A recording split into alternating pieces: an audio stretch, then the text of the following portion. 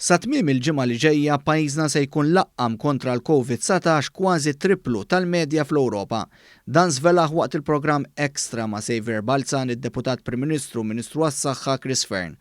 Qal li Malta bil-fatti qed tlaqqam ħafna nies bil-kunsinji li qed jaslula tal-vaċċin tal-Pfizer u l-Moderna. Sa tmiem il-ġimgħa jkunu laqmu bħal average fl-Unjoni Ewropea 1% tal-popolazzjoni. L-Iżrael huwa dak il-pajjiż l-aktar li ħarab, ma dak kellu arranġamenti differenti ma' Pfizer. Imma mbagħad l-Ewropa hija waħda mill-iżjed li għandha vaċċin kmieni. U ħajkunu laqmu 1% tal-popolazzjoni. Aħna sa nhar it-tnejn ħankunu laqqamna 2.7 tal-popolazzjoni tagħna. Ġifieri darbtej kważi 3 darbiet aktar mill-average Ewropew. Ġifieri aħna qegħdin ma' quddiem nett.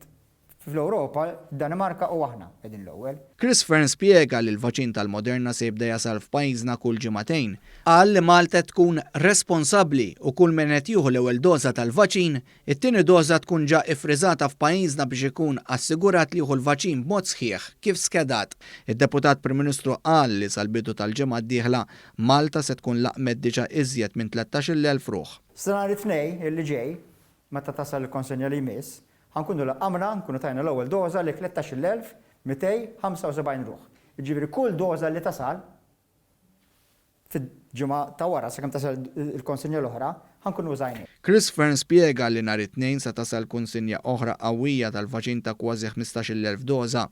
B'kollox nhar it-tnejn Malta se jkollha ftit aktar minn 41,000 doża tat-tilqima u sa tnejn ta' wara, jiġifieri 25 ta' Jannar, se jkunu tlaqmu kważi 21,000 persuna. Fearne qal li sal-aħħar ta' dan ix-xahar 70% tal-ħaddiema tas-saħħa kollha f'Malta u f'Għawdex se jkunu tlaqmu biex sa nofs frar ikunu tlaqmu kollha.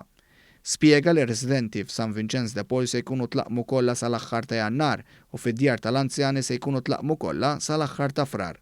Dan apparti li l-anzjani tal-fuq minn 85 sena u li jgħixu fil-komunità se jkunu tlaqmu kollha sal-aħħar ta' dan ix-xahar ukoll. Qal li f'din il-kategorija se jitlaqmu 1500 persuna kuljum.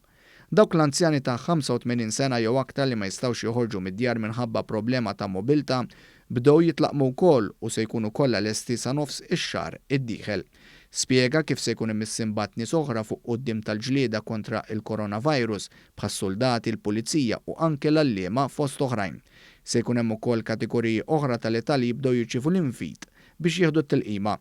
Qal li fl-isfond il-vaċċin tal-AstraZeneca mistenni dal-waqt jiġi rakkomandata l-approvazzjoni mill-Aġenzija Ewropea għall-Mediċini, l-affarijiet jistgħu jiżviluppaw aktar fid-direzzjoni pożittiva peress li pajjiżna għandu kunsinja qawwija garantita minn din il-kumpanija. Il-Ministru għas-Saħħa ċenna li Malta mhix taħli dożi bħal pajjiżi oħra. Id-doża tal-Moderna ta' reġjun sħiħ tal-Ġermanja, ġifieri mijiet ta' eluf, kellhom jarmuhom għax ma żammuhomx fit-temperatura li suppost. Anke fil-Pfizer kellhom problema, kellu mifrok żammuhom -70 żammuhom ġo picnic cooler. Kien hemm każ minnhom. Ġifieri aħna daw l-żbalji sassa jista' jsiru żbalji ma s'issa ma għamilnihomx qed inkunu attenti ħafna. Kull doża li għandna nużawha u qed nużawha fil